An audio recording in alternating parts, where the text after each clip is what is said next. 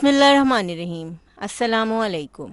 आज की वीडियो में हम आपको बताएंगे कि किस तरह आप हरा धनिया को 10 से 15 दिन के लिए स्टोर करके फ्रिज में रख सकते हैं। यहाँ पे हमने लिया है एक हरा धनिया का बंच। इसमें से हम ख़राब पत्ते निकाल लेंगे। इस तरीके से जो ख़राब पत्ते होते हैं वो हम हटा लेंगे। हरे धनिया में अक्सर घास वगैरह भी मौजूद होती है, वो भी हम उठा के अलग रख लेंगे। हरे धनिया को हमने साफ़ कर लिया है और चेक कर लेते हैं हरे धनिया को। आजकल बहुत अच्छा हरा धनिया आया हुआ है मार्केट में, और अक्सर ये होता है कि हम रोज़ रोज़ मंगा भी नहीं सकते, मुश्किल होती है हरा धनिया मंगाने में। तो इस तरीके से आप 10 से 15 दिन के लिए हरे धनिया को स्टोर कर सकते हैं। हरे धनिया को हमने साफ़ कर लिया है। अब हरे धनिया की हम ये स्टेम कट कर लेंगे, सिर्फ नीचे का थोड़ा सा पार्ट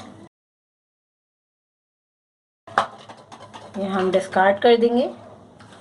एक प्लास्टिक का हमने कंटेनर ले लिया है, इसमें हम रख देंगे किचन पेपर।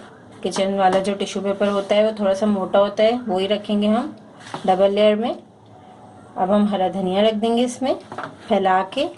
बहुत छोटा डब्बा नहीं लीजिएगा, फिर हरा धनिया एक दूसरे के ऊपर ज़्यादा आ जाता है तो वो जल्दी ख़राब हो जाता है।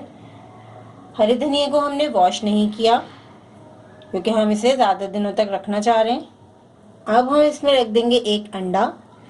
ये टिप हमने इस्तेमाल की थी, हमें बहुत अच्छी लगी। काफ़ी दिनों तक हरा धनिया हमारा ख़राब नहीं हुआ, इसलिए हम आपके साथ ये टिप शेयर कर रहे हैं।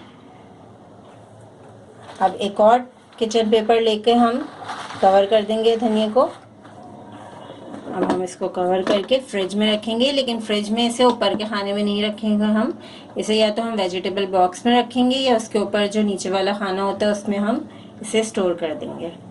इंशाल्लाह ये 10 से 15 दिन तक ख़राब नहीं होगा, आराम से हम इस्तेमाल करेंगे इसे। इस रेसिपी को ज़रूर ट्राई करें क्योंकि हम बनाते हैं ख़ास आपके लिए हर रेसिपी को आसान अंदाज में।